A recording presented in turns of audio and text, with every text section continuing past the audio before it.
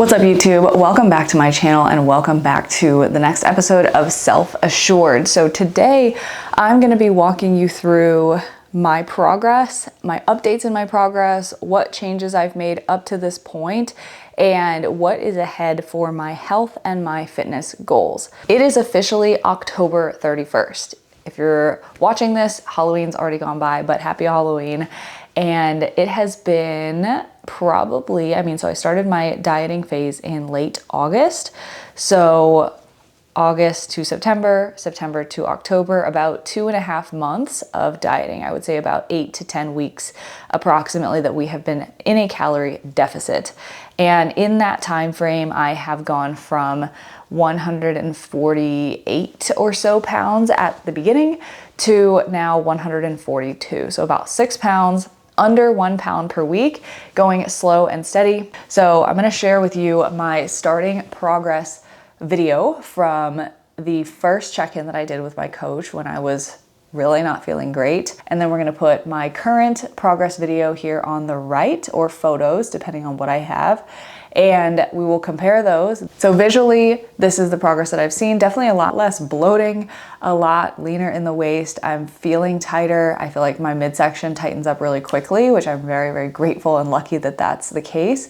But my limbs, my arms specifically, will lean out really slowly, and my legs will I'll lose my butt really fast, but then everything else will kind of take its time. So I'm really happy with this progress so far. But I have actually encountered some resistance through this process. So initially the calorie deficit was super easy to stick with and to hit, but then we hit a plateau about halfway in from where we are right now and had to decrease my nutrition goals even more and increase cardio even more. So right now my goals are to hit 50 grams of fat, 160 grams of carbs, and 165 grams of protein per day, and hit 10,000 steps as well as 4 lifts and 3 cardio sessions. So this is more than I've done in a really long time, and it's really pushing me. And I'll be totally honest, most weeks I'm not doing 100% of that, but I have still made progress under 1 pound per week, which I'm really, really happy with, to have lost still about 6 pounds in total with the imperfection. And that's what it's really all about, right? So that's where I'm at right now. And it is definitely a lot. I have not done cardio sessions, just intentional cardio sessions, in a really long time. But what I will say is that through this process, I've been able to get to where I am now, the low 142s. This was about as lean as I got when I was dieting for our wedding in 2022. And I haven't really ever been below this in probably 5 years. So what my coach and I were able to identify was that this sticking point is truly an opportunity for growth. So I have been kind of coming up against this weight range, the 142s, and going below that, and I have not been as adherent. I find myself self-sabotaging on the weekends, thinking, well, I kind of made it to this point, I can let loose, I can eat what I want, I can have a day off. And I've noticed those thoughts and those dialogues coming into my mind.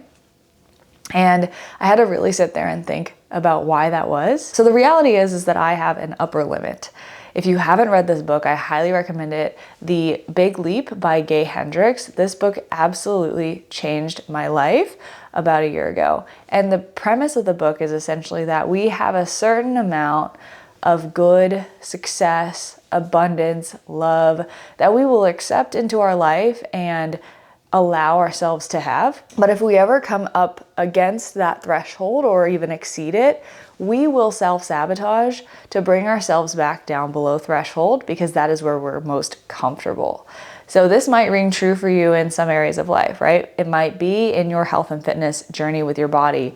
It might also be in your relationships. It might be with your income and how much money you make. So I found that this point in my fitness journey is my upper limit that I have currently allowed myself to tolerate. And what I've realized is that getting past it is very simple. I just have to stick with my protocols and I will see progress. But mentally, it's a battle because there isn't as much motivation for me to do this for physical reasons. I'm comfortable with my body the way it is right now. I love where I'm at. And so I'm not coming from a place of I hate my body and I have to change it. So it makes it hard for me to stay motivated. So I have to really connect with the values and the reasons why I started this in the first place, which was not just for physique reasons, but to prove to myself that I can do really, really hard things and push myself to the next level, a level that I haven't been to yet.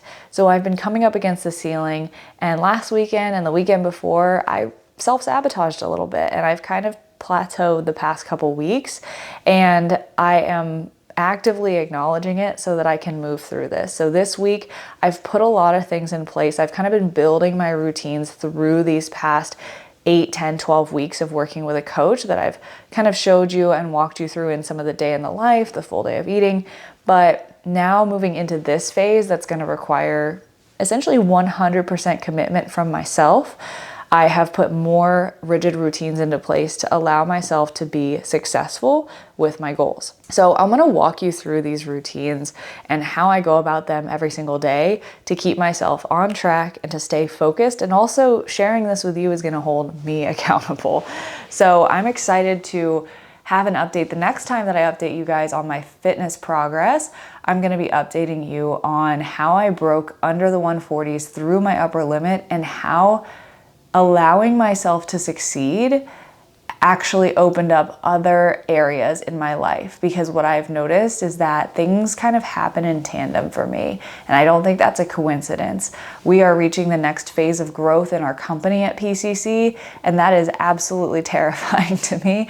I'm comfortable with where we are, but I know that I want more, and I need to be very cognizant of not self-sabotaging that growth, right? Because I've done that before and I've been in a loop with that too. And so really being intentional about making sure to level up in my fitness so that it transfers over to my business and it transfers into every area of my life, proving to myself that I can do the hard thing. I can reach the goals that I set, and the mindset behind it is really like, why not me? Why can't I do it? There's no reason that I can't do it. There's nothing unrealistic or unreasonable about these goals with my time, my energy, anything. So really just taking that frame of mind into this next phase. Let's talk about routines. Every single day, I have been waking up at 6:30, which has required me to go to bed by 10:30 at night. And I've actually started a nighttime routine of reading a money mindset book, because I know that I have demons that I need to face in that area to level up in my life.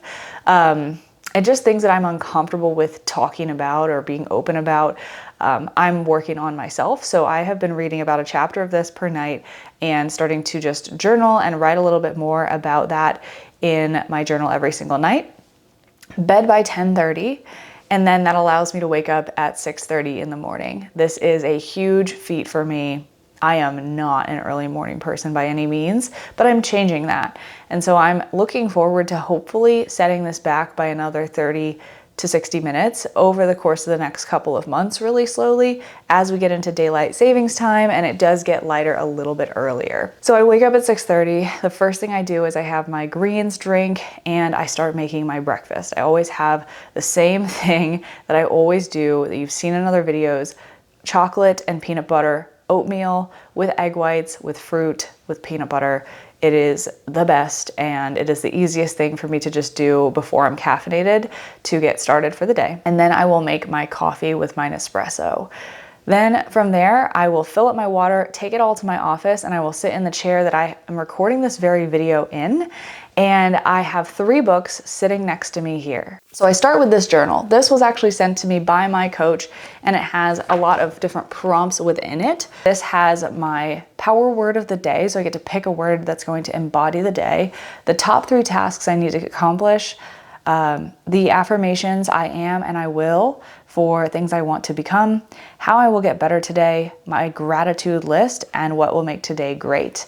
I also on the left side will oftentimes add more affirmations for things that I'm working on specifically and how I want to serve women that day, because every single day I come into contact with tens of hundreds of women that could potentially have their lives changed.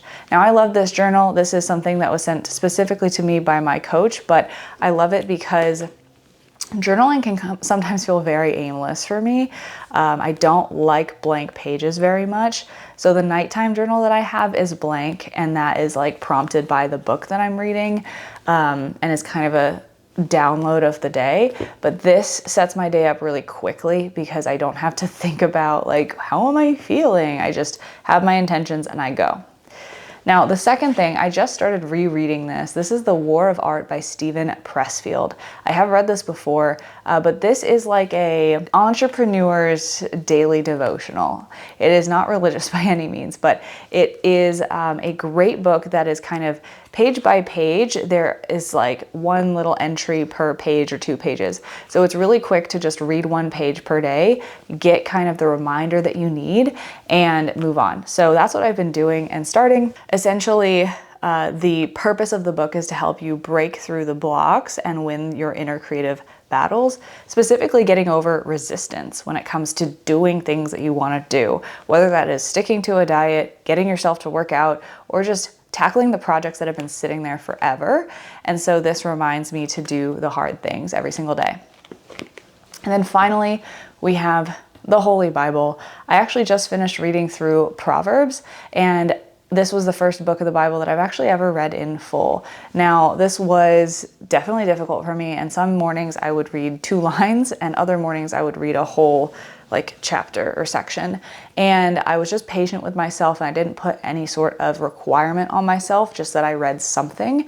And I wasn't requiring myself to reflect on it or really think about it much at all, other than something that stuck out to me. Now, moving forward, I'm gonna add a couple of notes in the left side of this journal in the morning to just reflect on what I learned from this and what I learned from my readings in the Bible. But I don't know what book I'm going to read next of the Bible. So any recommendations, please comment below, because I am totally lost when it comes to this stuff, but I know that I want to keep this a part of my daily practice. So that's my morning routine. And then from there, I will take a couple deep breaths. I will say a quick prayer, and I will jump over to my desk, which is right next to me.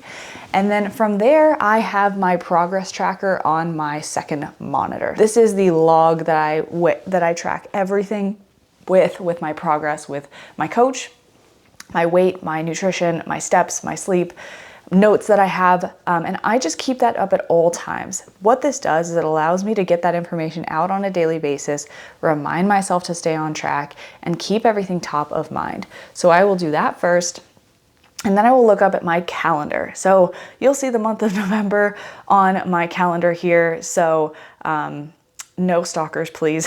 But essentially, I have marked all my workouts in pink. So I have scheduled out the next 3 or so weeks that I know how it's gonna go of my workouts and how I'm gonna get everything done, and make sure that it is a part of my schedule. This to me mentally solidifies that it's not an option anymore. This is just a part of the day. It's part of the checklist. I will get it done. So for example, the day that I'm filming this, I will be doing cardio later this evening in the garage on the bike. So this has made it really easy for me to just like remember, hey, this is a part of your day. Make sure it's on your schedule. Finally, I'll sit down with my full focus planner. Now, this will have been filled out the night before. So this whole routine really starts when I'm closing down the workday at about 6, sometimes 7 p.m. the night before, sometimes 5. Sometimes it's not that late, but I will put the top 3 things that I need to do the following day as I'm shutting down for the day.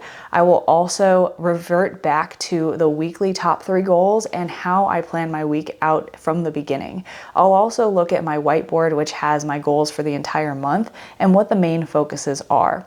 So I will reflect on that, write those top 3 things in the next day's slot, and write in my schedule, write in anything else that is kind of outstanding that I don't want to forget, and dump it all onto the piece of paper so that it's out and I can leave the office and feel clear-headed. And then when I come back the next morning and I open this up, I'm reminded, here are the top 3 things that I need to do. Let's dive in and stay focused on what's important rather than all the random little messages that I know I'm gonna wake up to and have to tend to. And I do make time and space for that, but this allows me to get into the important stuff first. So from there, I just dive into work, and that's how my day begins. And now it's about 11:40 in the morning, and I have just done all of that tons of deep work that started at about 7:30 in the morning, and I am now filming this video, and then I have an afternoon full of calls, rinse and repeat. I honestly love this routine.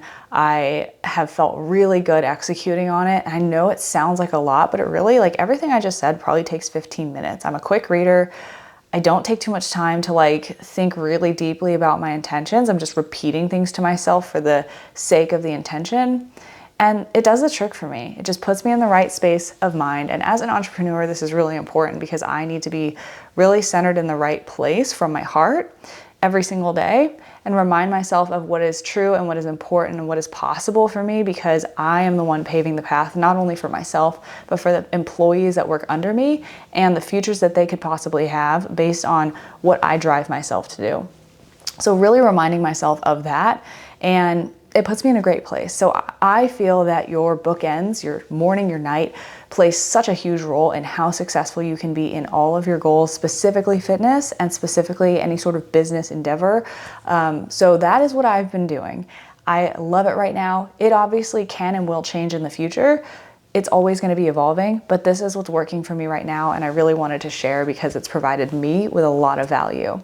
So if you took anything from this, I want you to just comment below one thing that you learned from this video, and I would love to hear it.